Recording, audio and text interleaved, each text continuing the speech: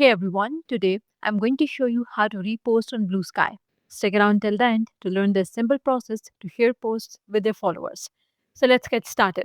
Start by opening the Bluesky app on your device and log into your account if you have not already. Scroll through your feed and look for content that resonates with you or something that you want to share with your followers. Once you find the post, below the post you will see several icons. Now locate the repost icon.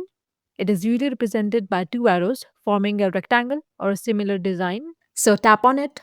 When you tap on repost icon, you will see two options. The first is repost and the other is code post. So tap on repost and this will instantly share the post with your followers as it is. After selecting your opinion, the post will be shared on your profile and your followers can now see it. You can also verify it by checking your profile or feed. And that's how you can repost on Blue Sky Social. That's all for today's video. Leave a comment and let us know if this is helpful. Thanks for watching.